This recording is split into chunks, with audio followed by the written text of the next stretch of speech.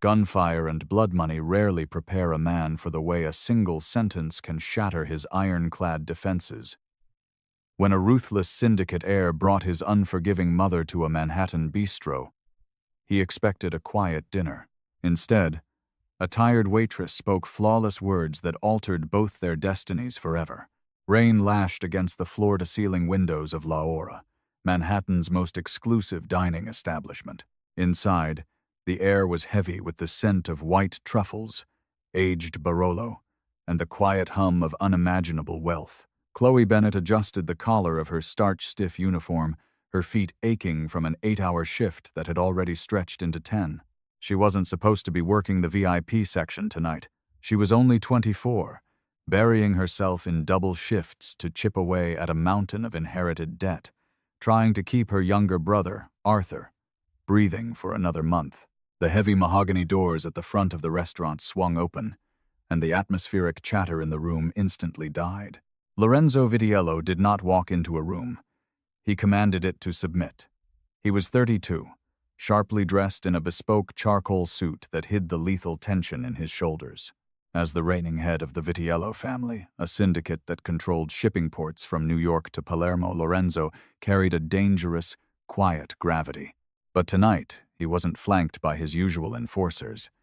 He was escorting a woman who looked equally formidable, if a fraction of his size. His mother, Caterina. Caterina Vitiello was a phantom in the modern underworld. Widowed young, she had ruthlessly guided her son to the throne, and her standards were notoriously impossible. She wore a tailored black dress, a string of authentic pearls resting against her collarbone, and an expression of utter disdain as she surveyed the restaurant. "Mr. Vitiello," the maître d' stammered, rushing forward so fast he nearly tripped over his own polished shoes. "Your regular table is waiting. Please." Chloe stood by the service station, gripping her serving tray. She watched as Lorenzo guided his mother to the secluded corner booth. He pulled out her chair with practiced grace, murmuring something in a low, hushed tone.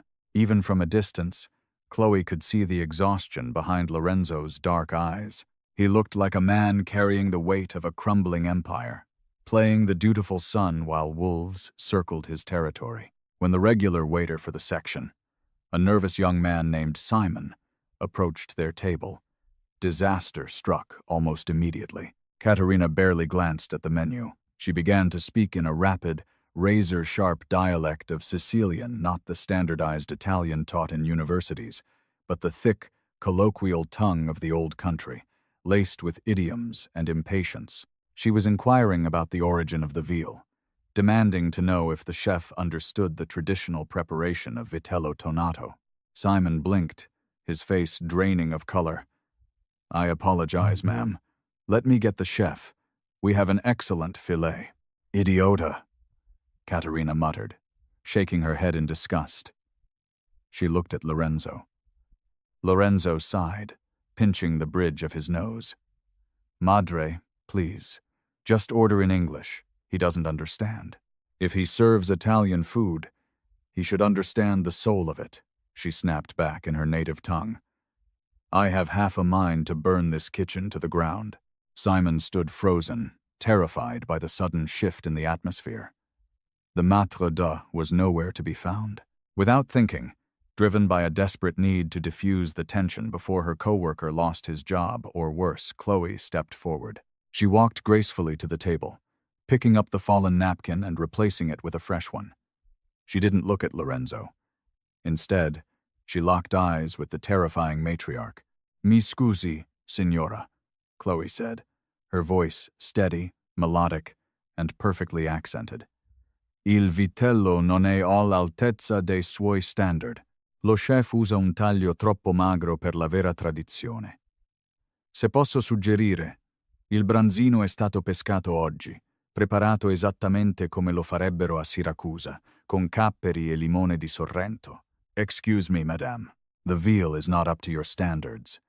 The chef uses a cut too lean for true tradition. If I may suggest, the sea bass was caught today, prepared exactly as they would in Syracuse, with capers and Sorrento lemon." Silence fell over the table. A heavy, absolute silence. Katerina froze, her dark eyes narrowing as she scrutinized the exhausted waitress standing before her. She looked at Chloe's cheap uniform, her scuffed shoes, and the faint dark circles under her eyes. "Sei Americana," Katerina said softly, suspiciously. "You are American." "Nata qui, si," Chloe replied with a gentle, respectful tilt of her head. "Ma mio padre mi ha insegnato che la lingua è l'unico paese che non puoi mai perdere." "Born here, yes, but my father taught me that language is the only country you can never lose." A slow, genuine smile broke across Caterina Vitiello's hardened face, a sight that seasoned mafia capos had never lived to see. "The sea bass, then," Caterina said in heavily accented English, her tone entirely transformed. "And a bottle of your best Greco di Tufo," Chloe nodded. "Right away, ma'am." As she turned to leave, Chloe accidentally met Lorenzo's gaze. He was staring at her as if she had just materialized out of thin air. The dangerous, cold exterior was fractured, replaced by a look of sheer, unadulterated shock. His dark eyes catalogued every inch of her face, burning with an intensity that made the breath catch in Chloe's throat. He leaned back in his chair, running a hand over his jaw, and before Chloe could walk away, she heard him murmur under his breath in a voice like gravel and velvet. "Cristo, mi hai appena rubato il cuore." Christ, you just stole my heart. Chloe's pulse skyrocketed. She pretended not to hear, rushing back to the kitchen, her hands shaking so badly she nearly dropped the order slip. She knew exactly who Lorenzo Vitiello was. Everyone in the city knew. He wasn't a man who made romantic declarations. He was a man who destroyed things. And now, she had his attention. 3 days passed. Chloe convinced herself that the encounter at La Ora was nothing more than a surreal blip in her otherwise chaotic life. Lorenzo had left a staggering $5,000 tip on the table that night, folded neatly beneath a minimalist black business card. It bore no name, only a phone number and a crest embossed in silver. She had hidden the card in her dresser, terrified of what it represented. She didn't want the underworld. She already had enough of it. Her father, Thomas Bennett, had been a brilliant linguist and a ghost in the criminal ecosystem. For 20 years, he translated intercepted communications and brokered backroom deals between the Italian cartels and the Russian mob. He kept his family in the dark, insisting Chloe learn the dialects of his clients purely for the sake of cultural appreciation. When Thomas died abruptly of a heart attack a year ago, the truth came out. He hadn't just left behind books and dictionaries. He had left behind a massive, unpayable debt. Worse, Chloe's younger brother, Arthur, had tried to fix the financial ruin by gambling at underground casinos run by the Rossetti Syndicate, the Vitiello's most bloodthirsty rivals. On a frigid Thursday night, Chloe arrived at her cramped Queens apartment to find the door splintered off its hinges. Panic seized her throat. She dropped her bag and sprinted inside. The apartment was trashed. Furniture was overturned, cushions slashed, and in the center of the living room lay Arthur, his face a bruised, bloody mess. He was clutching his ribs, groaning in agony. "Arthur!" Chloe screamed, dropping to her knees beside him. She grabbed a towel from the kitchen, pressing it to a deep laceration above his eye. Who did this? Was it Silas Rossetti's men? Arthur coughed, spitting a mixture of saliva and blood onto the cheap carpet. They said time's up, Chloe. 50,000 by Monday, or they'll put me in the East River. And they said they'd take you as collateral. A cold, paralyzing dread washed over her. $50,000. She might as well try to pluck the moon out of the sky. She had drained her savings, maxed out her credit cards, and the restaurant wages barely covered rent. She had nowhere to turn. No police would help them. Involving the authorities with the Rossetti family was a guaranteed death sentence. Her mind raced, desperately searching for an exit. Then, a memory surfaced. A black card, a silver crest. "Stay here," Chloe whispered, her voice trembling but resolute. I'm going to fix this. The next morning, Chloe stood outside a towering glass skyscraper in the financial district, Vitiello Global Logistics. It was the legitimate, sunlit face of a profoundly dark empire. She gripped the black card in her pocket like a talisman, her heart hammering against her ribs. She was walking into the lion's den, but it was the only way to save her brother from the wolves. She approached the sleek reception desk. I need to see Lorenzo Vitiello. The receptionist didn't even look up from her monitor. Do you have an appointment? Chloe placed the black card on the marble counter. He left this for me. The receptionist's eyes darted to the silver crest, her demeanor instantly shifting from bored to hyper-alert. She picked up a phone, dialed a single digit, and whispered into the receiver. Less than 2 minutes later, a massive man in a tailored suit, Lorenzo's head of security, stepped out of the elevator and escorted Chloe up to the penthouse level. The doors opened into an office that looked like a modern fortress. Floor-to-ceiling windows offered a panoramic view of the city he owned. Behind a massive mahogany desk sat Lorenzo. He looked up from a stack of dossiers, his dark eyes locking onto hers. The raw, predatory focus in his gaze was exactly as she remembered. He waved a hand, and the security guard vanished, closing the heavy oak doors behind him. "Chloe Bennett," Lorenzo said, his voice a rich baritone that seemed to vibrate in the expansive room. He already knew her name. Of course he did. I wondered if you would ever use that card, though I admit, I didn't expect to see you looking like you're marching to the gallows. Chloe stood tall, refusing to let her hands shake. I need your help, Mr. Vitiello, and I am willing to pay for it. Not with money, because I don't have any, but with my skills. Lorenzo leaned back, steepling his fingers. My mother hasn't stopped talking about you. She insists I hire you to replace her translator, whom she recently fired. He didn't elaborate on how the previous translator was fired, and Chloe didn't want to know. But you didn't come here for a job interview, did you? My brother owes $50,000 to Silas Rossetti, Chloe said, deciding that blunt honesty was the only weapon she had left. His enforcers broke into my apartment last night. They nearly killed him. They threatened me. I need the debt cleared. Lorenzo's expression darkened at the mention of Rossetti. The temperature in the room seemed to drop 10 degrees.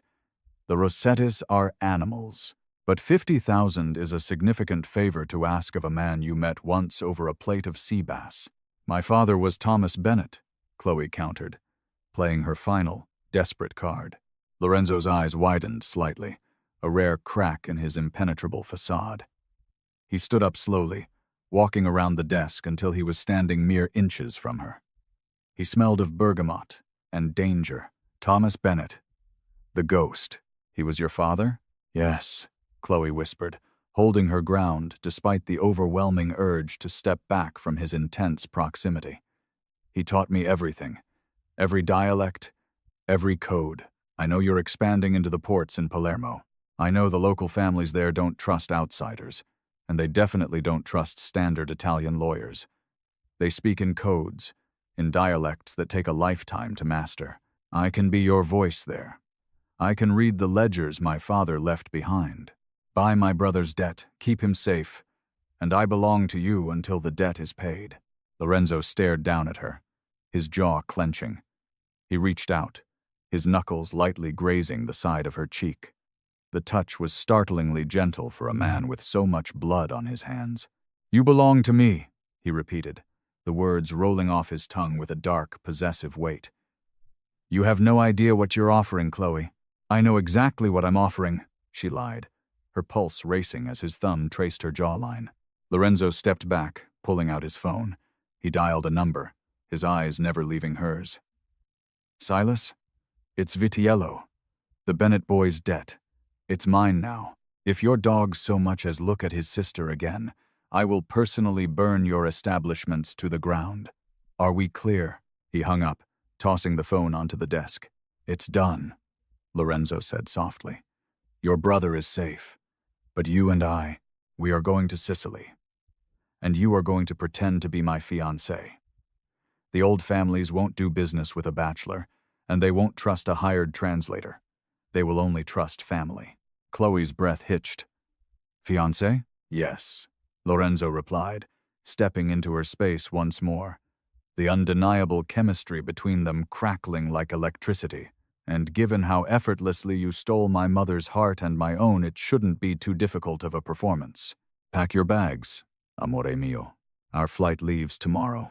Sunlight pierced the cabin of the Gulfstream G650 as it descended toward Falcone Borsellino Airport. Chloe stared out the window, the rugged coastline of Palermo materializing through the morning mist. She had spent the last 8 hours suspended in the clouds, trapped in a luxurious leather seat across from a man who was equal parts terrifying and magnetic. Lorenzo had barely slept, his attention consumed by encrypted tablets and hushed phone calls in rapid Italian. Nervous?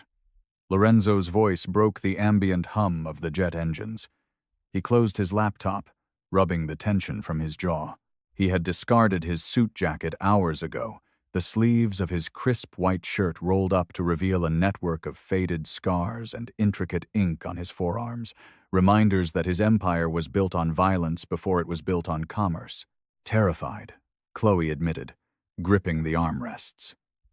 I've translated wiretaps and old letters, Lorenzo. I've never sat in a room with the Cosa Nostra and pretended to be a mob boss's future wife. Lorenzo leaned forward, his dark eyes softening a fraction. You won't be dealing with the street soldiers, Chloe. We are meeting with Don Salvatore Leone. He is of the old guard, a man who values respect, family, and tradition above all else. He controls the shipping routes we need. You are here to bridge the gap my father couldn't. Just follow my lead. Hours later, a fleet of armored black Range Rovers delivered them to the historic Via Igia. The luxury hotel, perched on the edge of the Tyrrhenian Sea, was a masterpiece of Art Nouveau architecture. But Chloe barely had time to admire the terraced gardens or the sparkling azure water. They were escorted to the presidential suite, a sprawling expanse of marble floors, antique chandeliers, and silk drapery. The immediate problem, however, was the singular, massive, king-sized bed dominating the master bedroom. Chloe stopped in the doorway, her suitcase clutched in her hand. Don't panic, Lorenzo murmured, stepping up behind her. His chest brushed against her shoulder, sending an involuntary shiver down her spine. I'll take the sofa in the study, but we must share the suite. Salvatore has eyes everywhere, including the hotel staff. If we book separate rooms, the engagement is a lie, and the deal is dead before we even sit down. He moved past her, casually tossing his watch onto the mahogany dresser. Get changed. We have a private dinner with Salvatore at his estate in Mondello in 2 hours. Wear the emerald dress my mother sent over. The dress was a weapon in itself, a floor-length silk gown that clung to Chloe's curves and left her back entirely bare. When she finally emerged from the bathroom, her dark hair pinned in a sleek twist, Lorenzo stopped dead in his tracks. The cold, calculating syndicate head vanished, replaced by a man struck entirely speechless. He approached her slowly, pulling a velvet box from his pocket. If you are going to be my fiancé, Lorenzo said, his voice dropping an octave, you need the armor to prove it. He opened the box, revealing a massive emerald-cut diamond ring flanked by sapphires. It was heavy, cold, and breathtaking. As he slid it onto her trembling finger, his thumb lingered on her skin. Remember, he whispered, his gaze dropping to her lips. Tonight, you are completely, irrevocably in love with me. The Leone estate in Mondello was a fortress disguised as a coastal villa. Armed guards in tailored suits patrolled the perimeter, their eyes scanning the Vititiello vehicles as they pulled through the iron gates. Dinner was a master class in psychological warfare. Don Salvatore was a man in his late 70s, with skin like cured leather and eyes that missed nothing. He sat at the head of a massive dining table, flanked by his 2 sons, Matteo and Vincent, who looked at Lorenzo with thinly veiled contempt. For the first hour, the conversation was strictly social, heavily laced with Sicilian idioms designed to test Lorenzo's roots. Lorenzo held his own, but the tension was a physical weight in the room. Then, Salvatore turned his predatory gaze to Chloe. "E questa bella creatura?" Salvatore rasped, swirling his wine. "Un'americana. Il sangue dei vitiello si sta diluendo, Lorenzo. And this beautiful creature? And American. Is the vitiello blood diluting, Lorenzo?" Lorenzo's jaw tightened, but before he could speak, Chloe placed a gentle hand over his. She smiled a warm, respectful, and perfectly calibrated expression. "Il sangue americano può essere nuovo, Don Salvatore," Chloe replied flawlessly, using the specific, formal Palermo dialect her father had drilled into her. "Ma la lealtà che porto a Lorenzo è antica come le pietre di questa terra. La vera forza non sta solo nel mantenere le vecchie tradizioni, ma nel sapersi adattare per proteggerle. The American blood may be new, Don Salvatore, but the loyalty I bear to Lorenzo is as ancient as the stones of this land. True strength lies not only in keeping old traditions, but in knowing how to adapt to protect them." Salvatore's sons stared at her in shock. Even Lorenzo looked momentarily stunned. Salvatore, however, threw his head back and let out a booming laugh. "She has fire," the old Don declared, switching to English out of sheer amusement. Thomas Bennett raised a sharp daughter. "Yes, I know who you are, child. Your father was a legend among ghosts. It is a shame about his outstanding debts." Chloe's blood ran cold. How did he know about the debt? Across the table, Matteo leaned forward, a cruel smirk playing on his lips. "We hear Silas Rossetti is very upset you took his leverage, Lorenzo. Silas is a good friend of ours. It makes us wonder, are we doing business with the Vitiellos? Or are we making enemies of the Rossettis for a woman who is nothing more than a purchased asset?" Lorenzo's hand tightened around his wineglass until Chloe thought the crystal would shatter. "Chloe is not an asset," Lorenzo said, his voice dropping to a lethal, icy whisper that silenced the room. "She is my future wife, and if Silas Rossetti or anyone else has an issue with my family, they can bring it to me directly. But I assure you, they will not survive the conversation." The dinner concluded shortly after, the business negotiations postponed to the following day at a vineyard in Marsala. As they rode back to the Villa Igia in silence, the adrenaline faded, leaving Chloe shaking.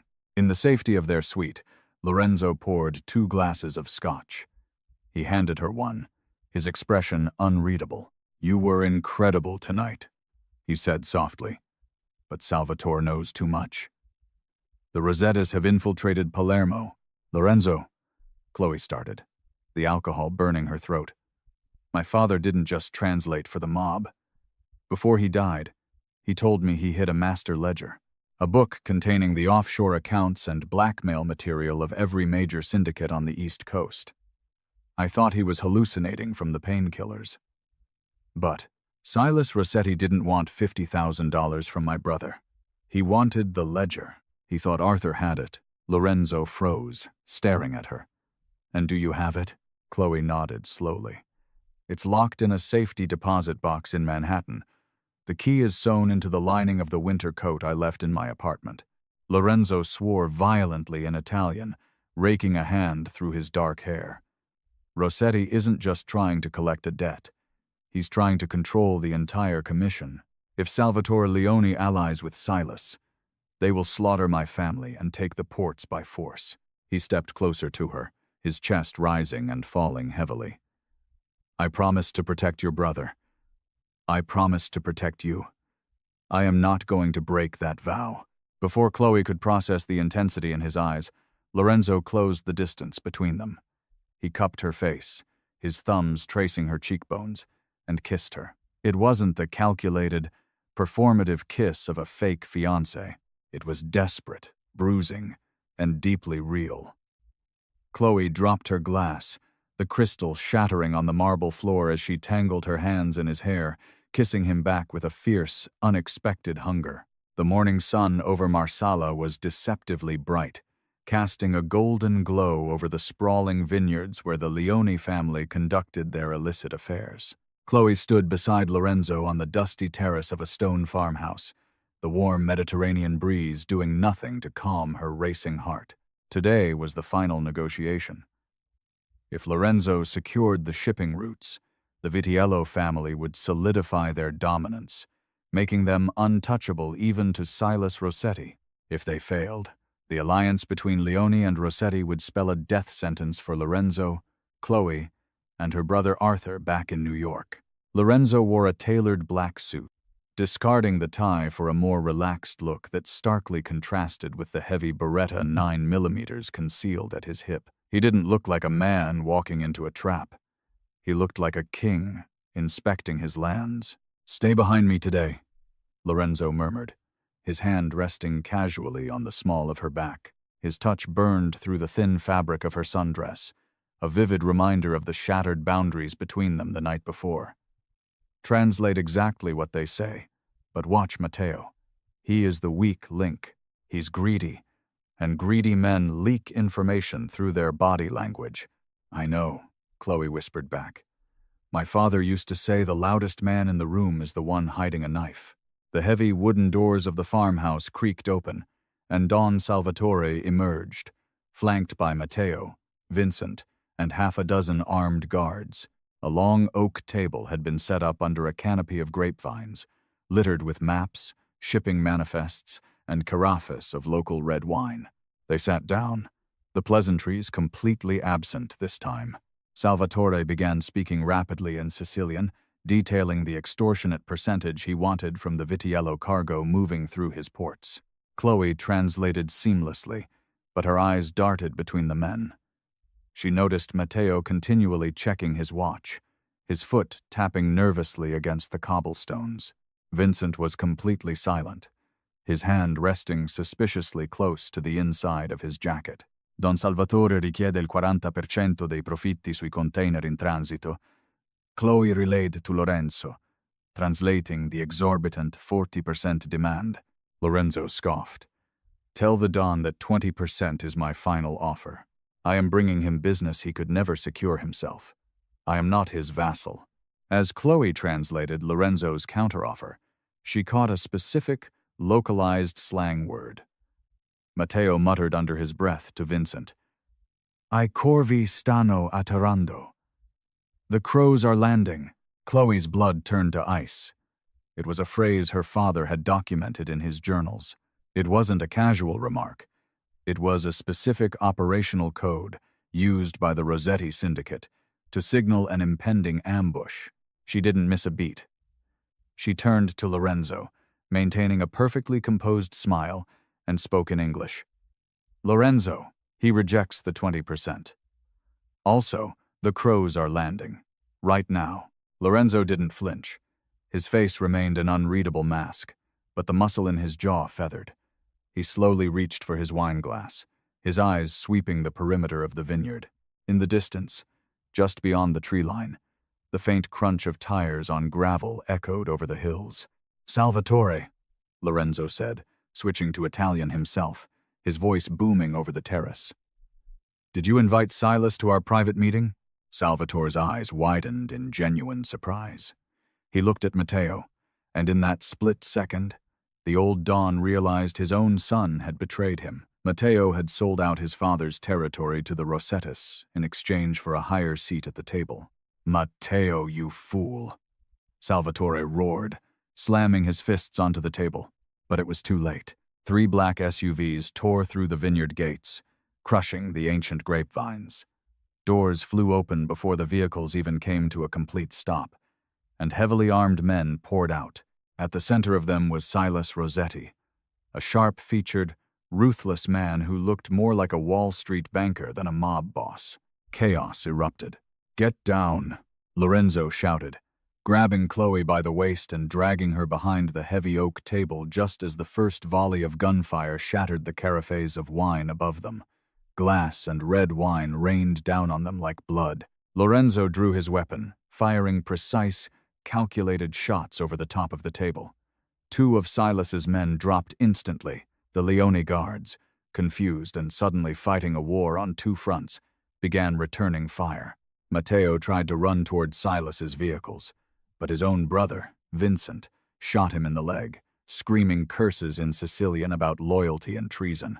"We can't stay here," Lorenzo yelled over the deafening roar of automatic weapons. He pulled a spare magazine from his pocket, reloading with terrifying speed. He looked at Chloe, his eyes burning with a desperate, feral protectiveness. "There's a service road behind the farmhouse. When I give the word, you run. Do not look back. My men are waiting a mile down the road." "I am not leaving you," Chloe screamed back, her hands covering her ears. "You will do exactly as I say," Lorenzo roared, grabbing her face. "They want the ledger, Chloe. If they take you, they get the book, and Arthur dies. If you make it to the cars, my men will get you to the jet. Go to New York, get the ledger, and give it to my mother. She will know how to destroy Silas." Before Chloe could argue, Lorenzo stood up, laying down a relentless barrage of cover fire. "Go! Now!" Tears blurring her vision, Chloe scrambled out from behind the table and sprinted toward the back of the farmhouse. Bullets chipped the stone walls around her, showering her with dust. She didn't look back at the man who had bought her brother's life, the man who had kissed her like the world was ending. She ran until her lungs burned, fleeing through the labyrinth of the Marsala vineyards, praying that the gunfire echoing behind her wouldn't be the last she ever heard of Lorenzo Vitiello.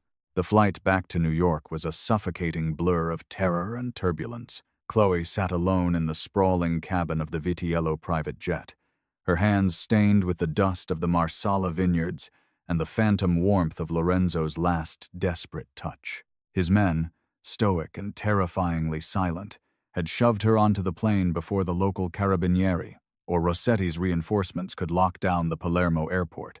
She landed at JFK under the cover of a torrential downpour, immediately flanked by two Vititello enforcers who escorted her into an armored Cadillac Escalade. They didn't take her to her apartment in Queens.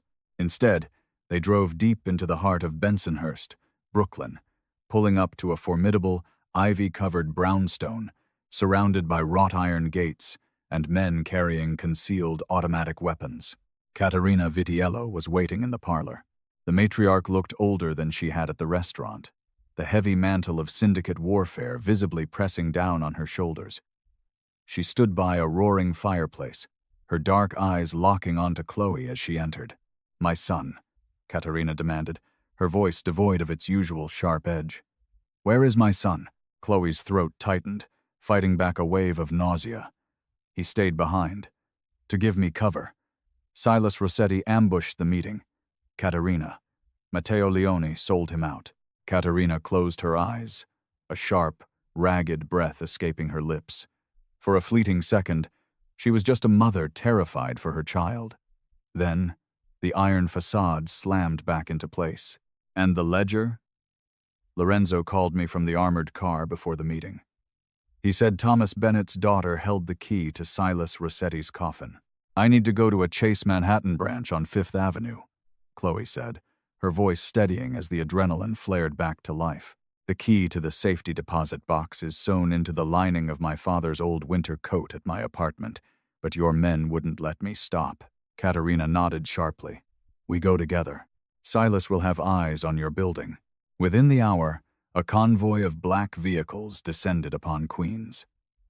Vitiello soldiers swept the trashed apartment while Chloe rushed to her bedroom closet, tearing the lining of a heavy wool peacoat.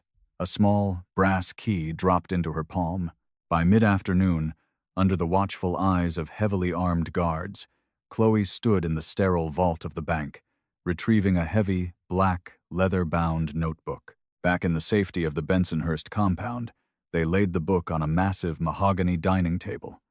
Caterina opened it, her brow furrowing.